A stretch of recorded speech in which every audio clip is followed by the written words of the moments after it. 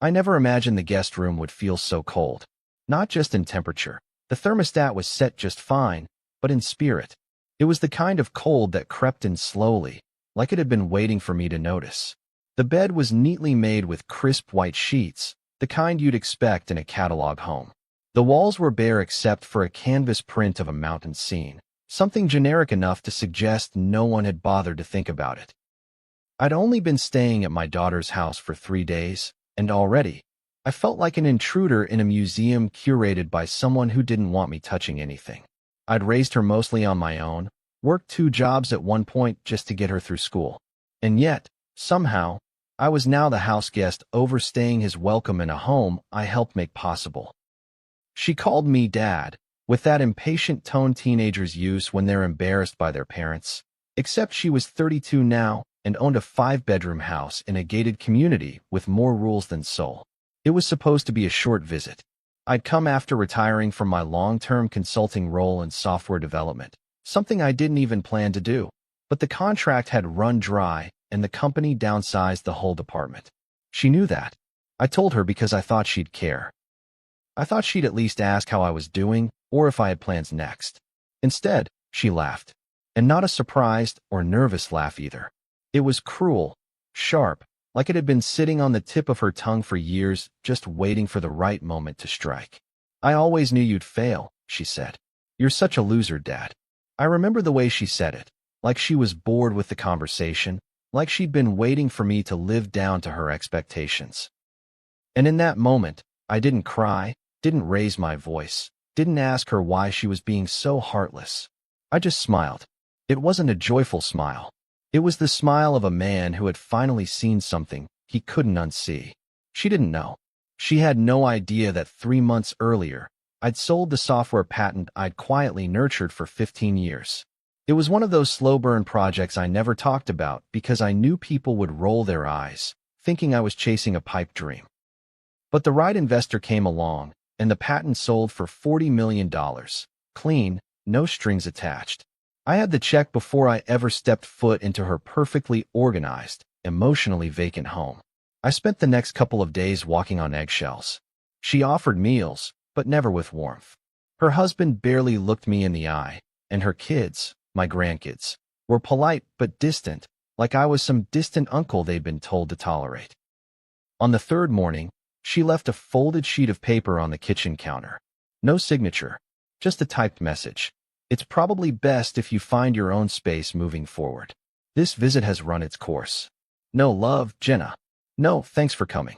Just a corporate memo disguised as a family decision. I packed my bag in silence. She didn't say goodbye. I didn't tell her I had just bought a second property overlooking the Pacific. Didn't mention the new business I was forming.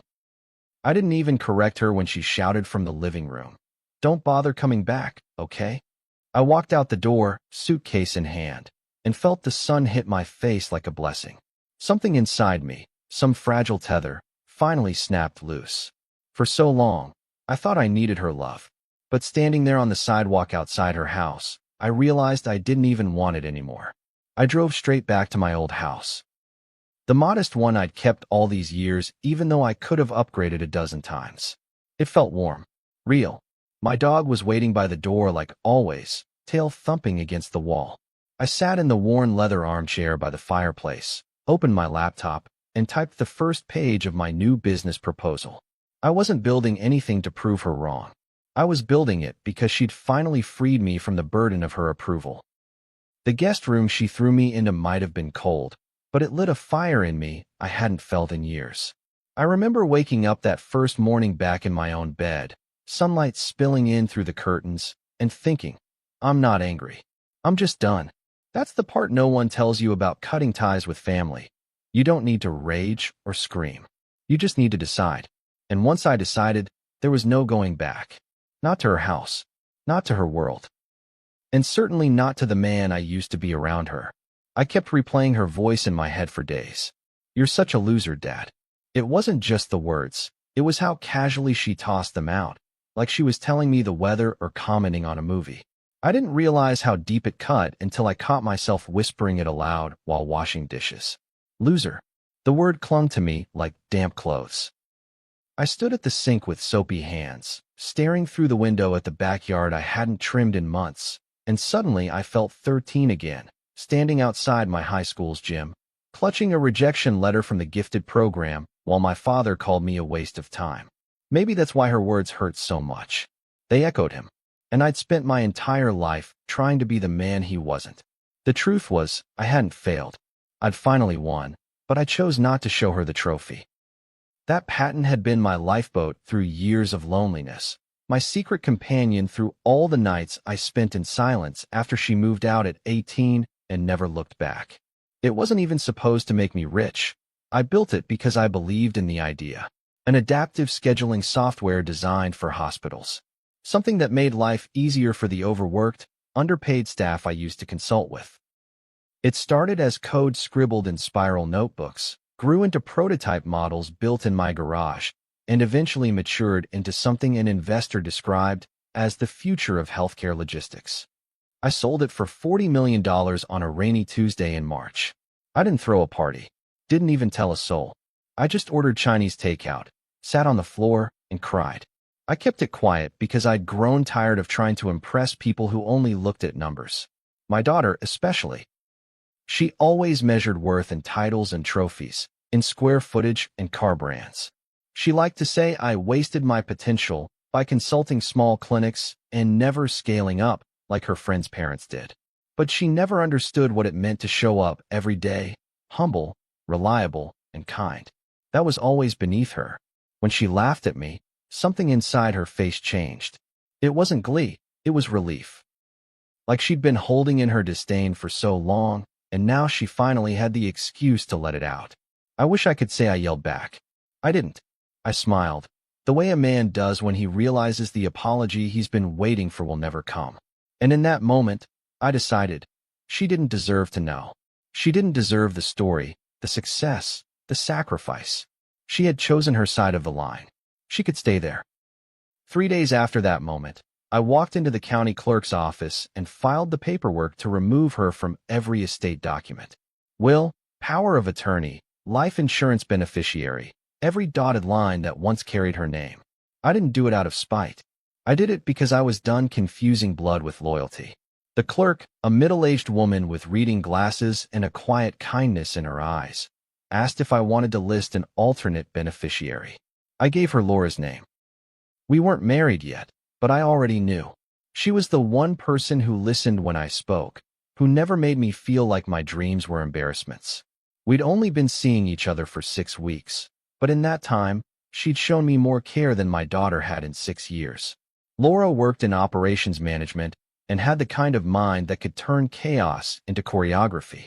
We met at a tech symposium. One of those dry, over-catered hotel events where everyone's more interested in their LinkedIn profile than the presentation. She stayed behind after my panel and asked questions not just about the product, but about me. She didn't care how much it sold for. She wanted to know why I built it, what I gave up for it. And that was new for me. Her questions weren't calculated, they were personal. She saw the man, not the market. One evening over dinner, I told her about the way Jenna laughed. Laura's face tightened. That's cruelty, not honesty, she said. She didn't just hurt you. She wanted to. I nodded. That was it. That was the part that stuck with me. My daughter hadn't just reacted. She attacked. And I finally accepted that no amount of money or legacy could mend a heart that refused to see me as more than a failure. The night I finalized the estate changes, I sat at my desk, pulled out a photo of Jenna as a little girl, missing front teeth, oversized helmet on her bike, and whispered, I did everything I could for you. Then I slid the photo into a drawer and didn't look back. That chapter was over. And what shocked me most was how light I felt.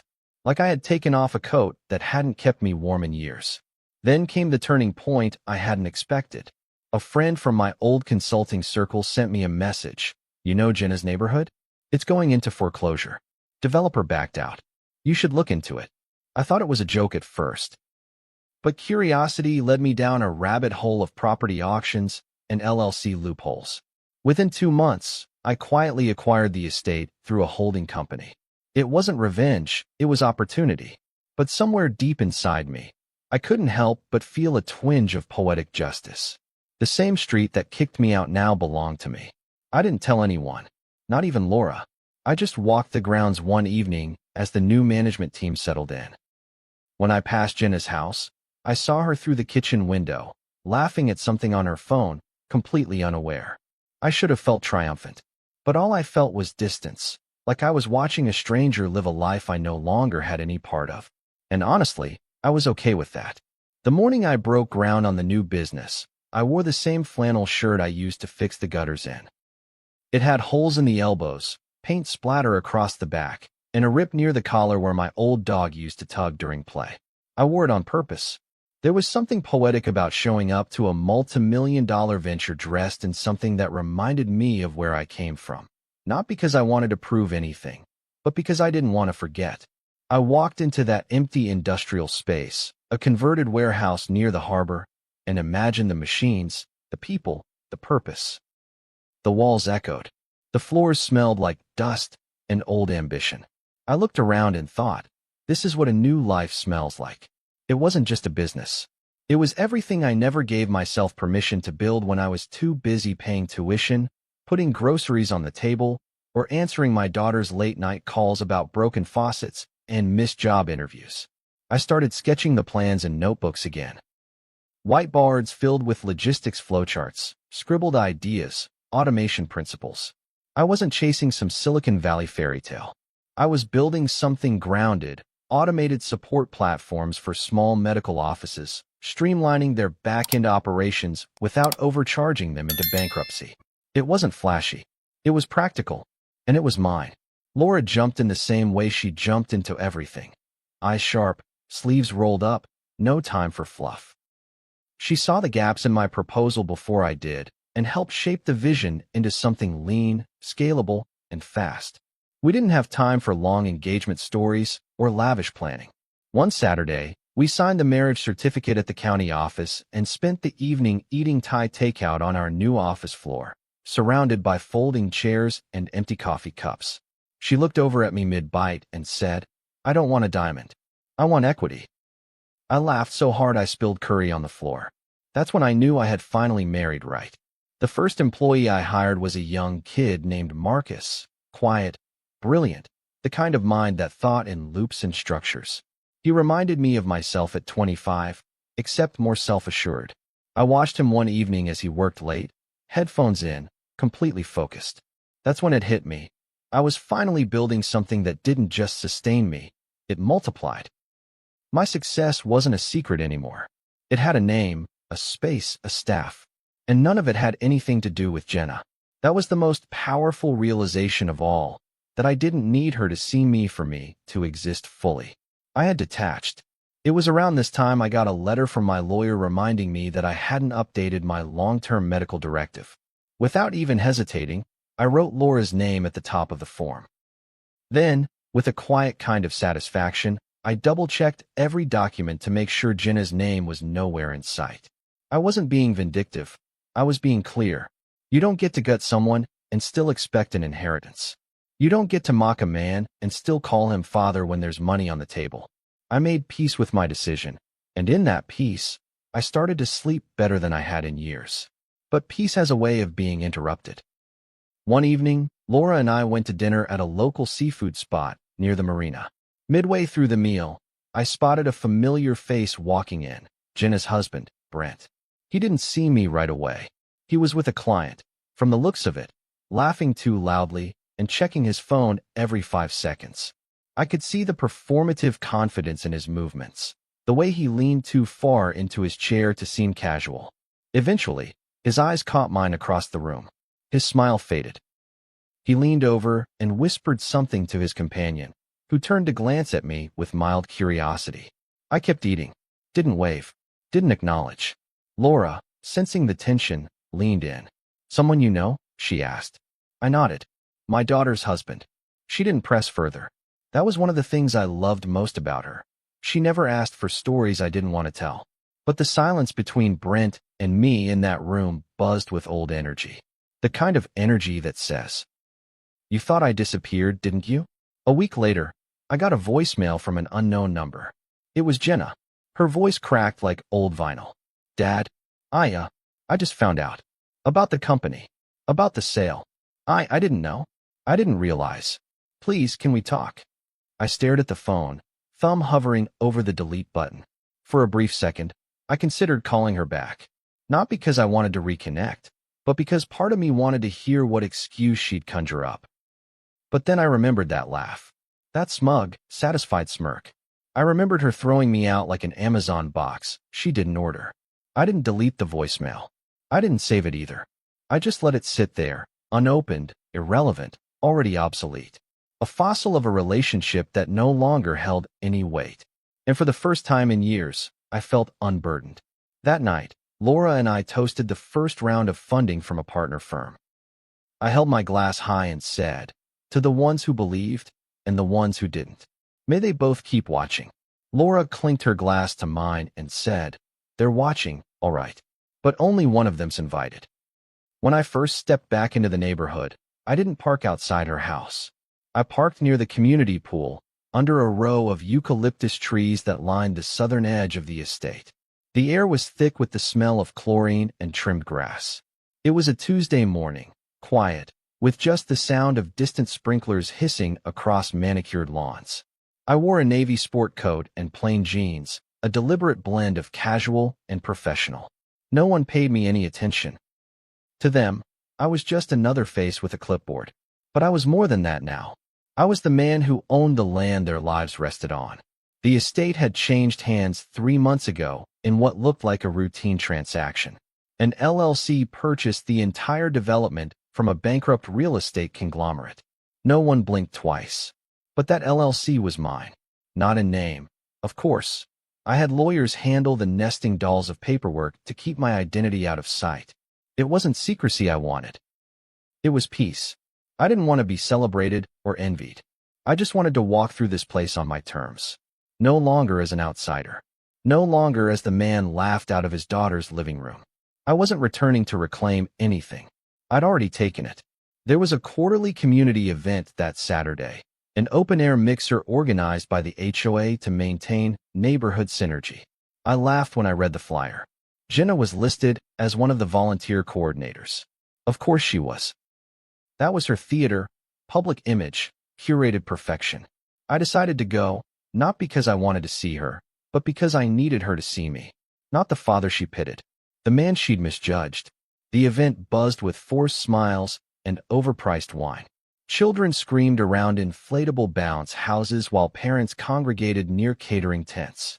I kept to the perimeter, shaking hands with board members and politely nodding through introductions. It didn't take long before I saw her. Jenna, in a cream blazer and sunglasses too large for her face, talking animatedly to a group of women near the raffle table. She looked good, polished, like a politician mid-campaign. And then she saw me. Her face twitched before her smile formed. It was like watching a system reboot, recognition, confusion, calculation, then performance.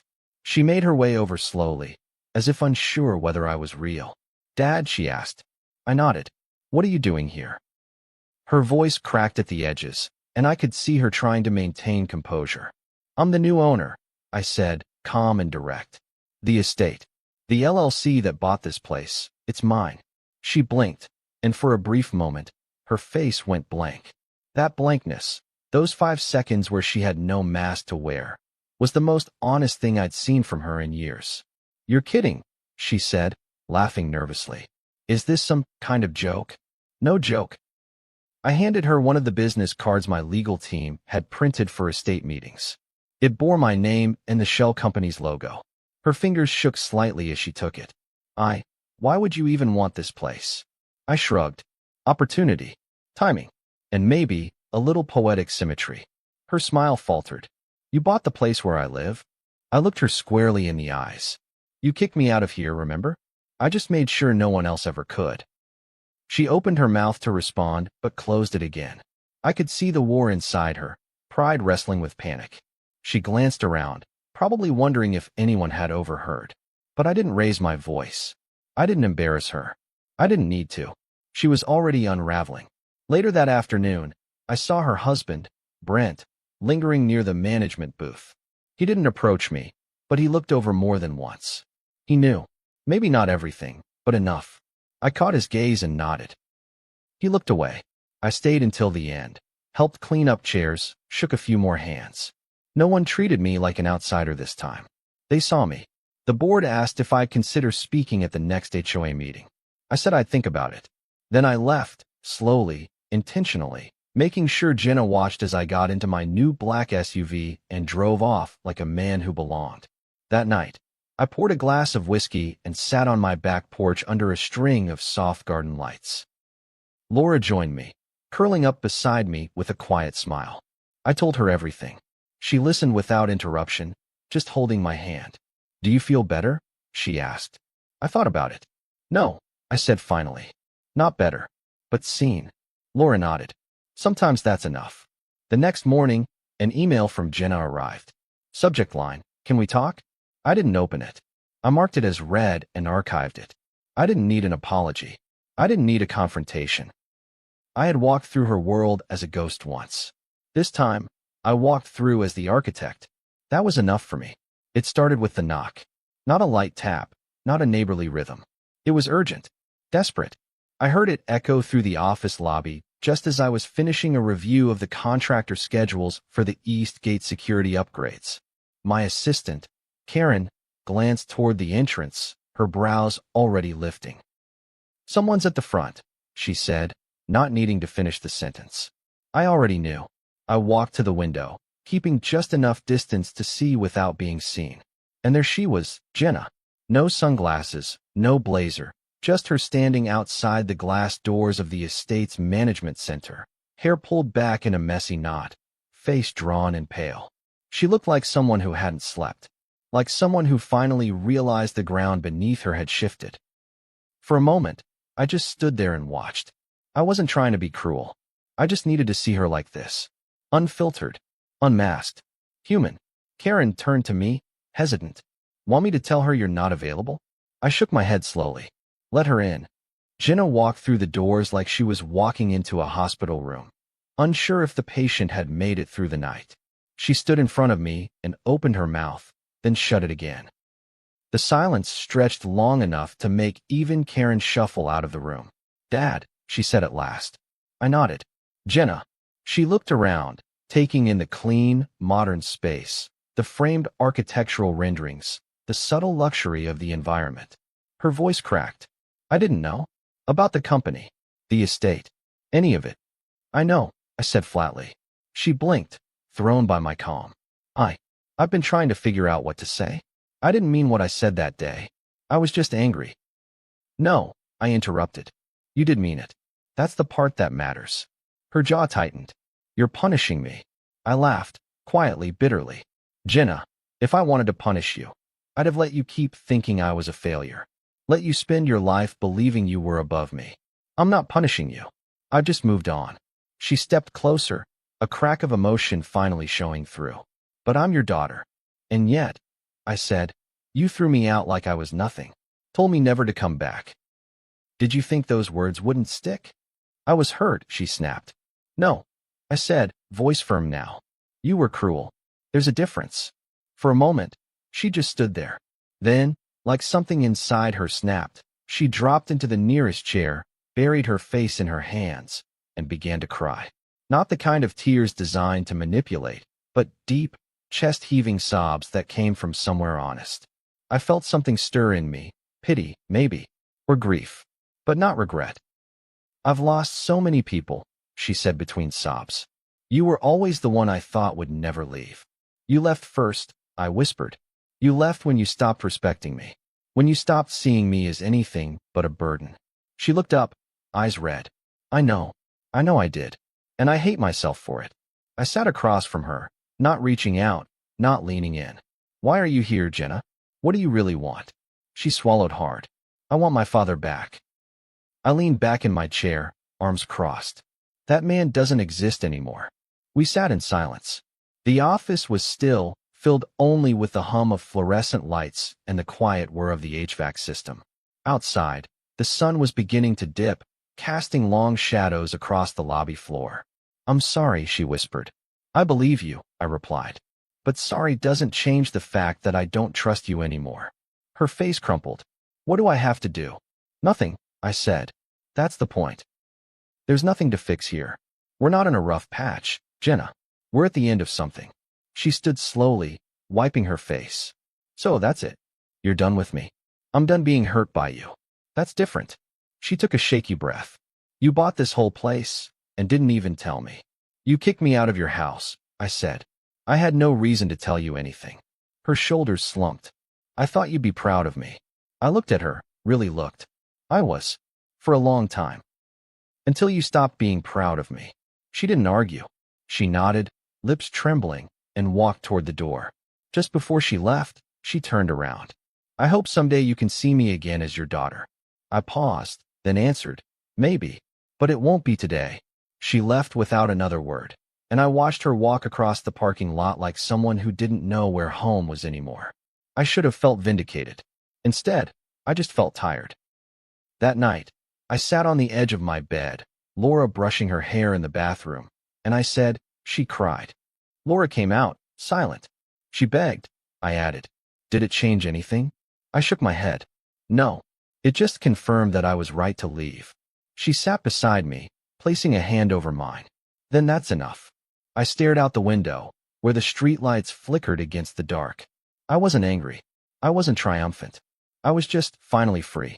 I had almost forgotten I'd recorded it. The file sat buried in an old folder labeled Letters, hidden deep within the backup drive I hadn't touched since moving into the new house. It was one of those late-night projects born out of loneliness and whiskey, an unsent video message, shaky and grainy, recorded weeks after the patent deal had closed. I didn't make it for court or legal proof. I made it because I didn't know how else to process the weight of what Jenna had said to me. And I didn't know, back then, if I'd ever get the chance to tell her the truth, not out of pride, but out of exhaustion. It was a simple message. I sat in my old study, stacks of folders behind me, wearing that same worn flannel shirt, face unshaven and eyes puffy from holding too much in. In the video, I told her everything. How I had sacrificed opportunities to stay close to home, how I skipped promotions because she needed braces or extra tutoring or help with rent in her 20s. I talked about the nights I stayed up worrying about her when she didn't answer her phone. I explained the software, the endless revisions, the meetings, the one investor who finally believed in me. I told her that I didn't sell the patent to be rich. I sold it because I was tired of proving myself. And I told her, near the end, that all I ever wanted was to be seen by her, not as a backup plan or a cautionary tale, but as a man who gave everything he had, and then some. Laura found the video while we were reorganizing files for the upcoming board meeting. She clicked on it before I could stop her. I walked in midway through, and she was frozen in front of the screen, her eyes locked on mine, on the version of me she hadn't met yet. I didn't mean to snoop, she said quietly. It's fine, I replied. I forgot it was even there. She didn't speak for a long moment. Then she turned to me and asked, have you ever shown this to her? No, I said. Do you want to? I thought about that question more than I expected. Would it change anything? Would it make Jenna see the version of me that never made it into her memory? Or would she just watch it like someone watching an old movie, appreciating the effort but unmoved by the plot? She doesn't deserve it, I said finally. Laura didn't push. She just sat with me in the quiet. That's the thing about marrying someone who's survived their own losses. They don't rush you toward healing. They understand that some wounds aren't meant to scar clean. Later that night, after Laura went to bed, I sat alone in my office and watched the video one last time. I studied my own face, how tired I looked, how hopeful I still sounded despite everything. I watched myself pause before the final sentence. I forgive you, the man on the screen said, but I won't let you break me again. It was strange, hearing it out loud. That was before the new company, before the estate, before the voicemail, the confrontation, the begging. And yet, the man on that screen had already known what I'd eventually learn, that forgiveness and reconciliation were two very different things. I hovered my mouse over the file. My fingers twitched. I could send it. I could let her see what I never got to say. But then what? She'd cry. She'd write another email. Maybe she'd show up again. But it wouldn't change who she was. Or who I needed to be now. I deleted the file. No fanfare. No second thoughts. Just a quiet click and a breath that felt like I hadn't exhaled in years. The next morning, I woke up to a text from Jenna. "I know you probably don't care, but I'm sorry. Again, I miss you." I didn't reply. Instead, I opened my laptop, reviewed the designs for our new medical logistics dashboard, and sent Marcus a note. "Push the beta launch 2 weeks early. We're ready." We weren't building for legacy anymore. We were building for impact. My energy, my time, my voice, none of it was hers to own or reclaim. Laura brought me coffee just as the sun spilled over the edge of the yard. She leaned in and kissed the top of my head. "You look lighter today." "I am," I said. "I let go of something I thought I'd carry forever." She smiled, then sat beside me, her hand resting on my knee. We didn't say anything else. We didn't need to. Outside, a hawk glided silently across the morning sky, soaring above the estate that once made me feel like an outsider. Now, I wasn't watching from the sidelines. I was charting my own flight. They called it the Harvest Hope Auction, a polished, feel-good event meant to raise money for local children's charities and fund a new community park initiative. Jenna was front and center, of course, flashing her practice smile and committee photos. Her name featured prominently on the flyers. She posed beside branded signage, her arm linked with Brent's, as if the two of them were some philanthropic power couple instead of the ones who had once shut the door in my face. When the invitation came across my desk, generic, impersonal, addressed to all estate stakeholders, I didn't react at first. I slipped it into a drawer, thinking I'd toss it later. But as the date approached, I realized I didn't want to stay home. I didn't want to avoid it. I wanted to watch. Not because I needed to prove anything. That need had passed. But there was something about watching her try to rewrite the narrative in public, pretending nothing had ever happened, that pulled me in. And so I went. Not as her father, not as a man looking for closure, but as the largest anonymous donor of the evening. I funded the park initiative myself through a silent endowment, funneled through a separate foundation. No names, no attention, just impact. I didn't want applause. I just wanted the moment to stand on its own. The event was held in the estate's largest common pavilion, decorated with harvest garlands, soft lighting, and round tables dressed in white linens. The smell of roasted squash, cinnamon, and polished wood filled the air. I arrived early and took a seat in the back corner, where I could see everything without being seen too soon. Laura joined me an hour later, her hand resting gently on my arm, her eyes scanning the crowd. "She's working the room like it's a campaign rally," Laura whispered, nodding toward Jenna near the raffle table. "She's always had a talent for performance," I murmured. The auction started with predictable fanfare. Gift baskets, spa packages, private school tours. Jenna took the stage halfway through, her voice amplified through the mic with a mixture of cheer and practiced humility. "And now," she announced, "we're thrilled to unveil our largest fundraising surprise. A full revitalization of Community Park. This wouldn't be possible without the incredible generosity of a donor who wishes to remain anonymous." Applause broke out.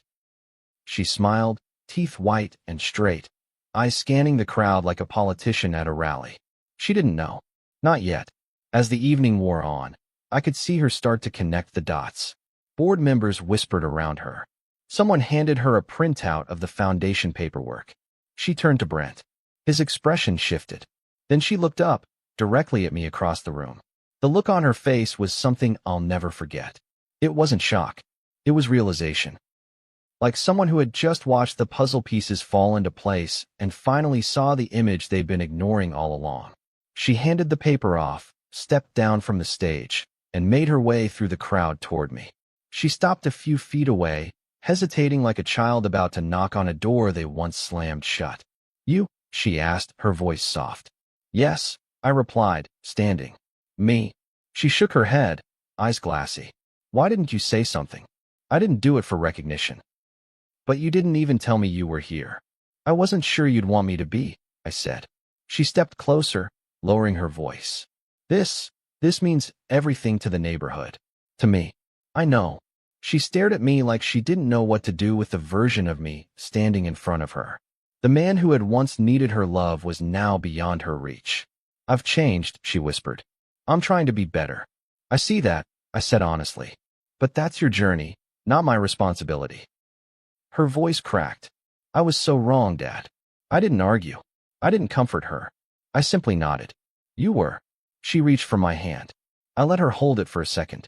Her skin was cold, her grip unsure. I need my father, she said. And I needed my daughter, I replied. But we don't always get what we need from each other. She looked down, eyes brimming, and I could feel the room around us watching. Not because of who we were, but because of the heaviness between us. Something thick and silent, like grief at a funeral no one talks about. Then, finally, I stepped back. Take care of this place, I said. Take care of yourself. That's all I ask. She nodded, and I turned to leave, Laura following a few steps behind. We didn't rush.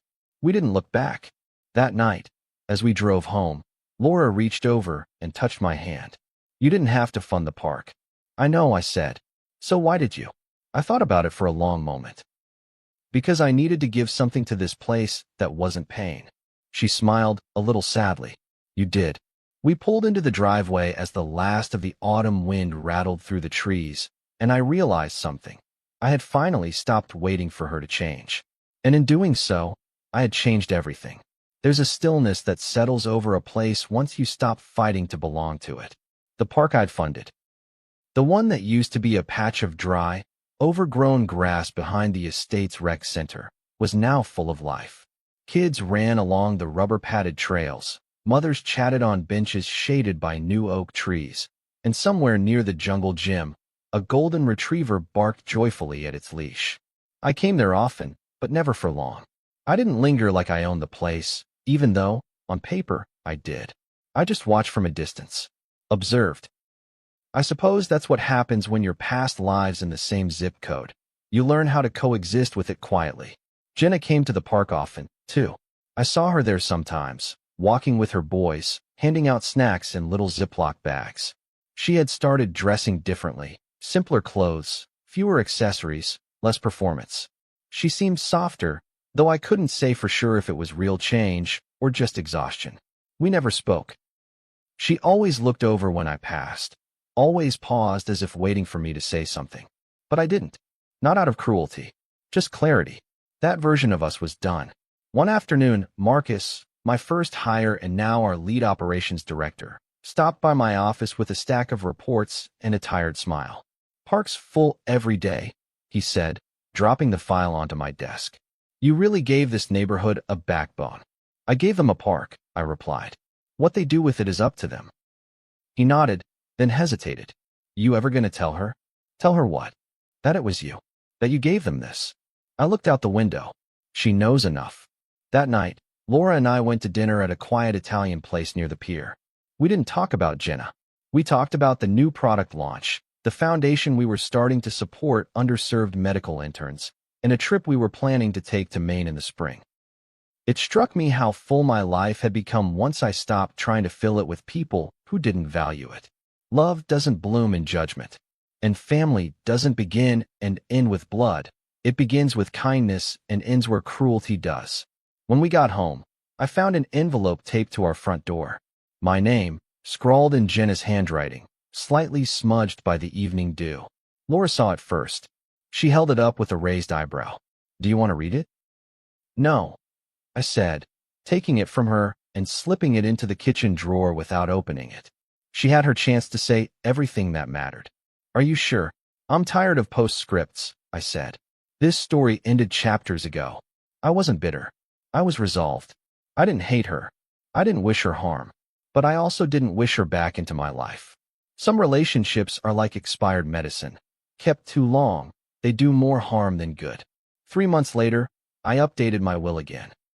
The foundation was now the primary beneficiary. A portion of my estate would go to scholarships and medical support programs. Laura and I sat with our attorney in a small, quiet room while he reviewed the final draft. No family heirs listed, he noted gently, as if testing to see if I'd forgotten. I smiled and said, correct. When we left, Laura squeezed my hand. You did the right thing. I did the real thing, I corrected. On our next visit to the park, one of Jenna's sons ran past me, laughing, chasing another boy toward the monkey bars. He looked happy, untouched by the history his mother and I shared. I watched him with a soft ache in my chest. I had once carried Jenna on my shoulders across the beach when she scraped her knee, crying. I had once taught her how to ride a bike, run a math drill, change a tire. I gave her everything I had when I had nothing. And when I finally had everything, she chose to see me as nothing. That was the truth I could no longer bend around. I watched the boy stop near his mother, who was seated on the far bench, head down in a book. She looked up, saw me, and nodded once. I nodded back. Nothing more, nothing less. And it was enough. As Laura and I walked home, hand in hand, she asked, "Do you think she'll ever change?" "Maybe," I said, "but I don't need to wait and find out." We reached our driveway just as the sun dipped behind the trees, casting a golden hue across the roof of our home, the one we built together, far from the shadows of what came before. I paused before we went inside and looked back at the road, at the long curve that led toward the past I used to chase. And then I turned my back on it, quietly, fully, finally. If you've ever had to walk away from someone who refused to see your worth, this story is for you. It's not easy to set boundaries with family, but sometimes it's the only way to reclaim your peace. This isn't a tale of revenge. It's about healing, rediscovery, and the quiet power of saying, "I'm done." If this story moved you, share your experience in the comments. Subscribe for more deeply personal, emotionally rich stories. And if you believe in the strength of walking away, hit like and help others find the courage to do the same. See you soon in the next story.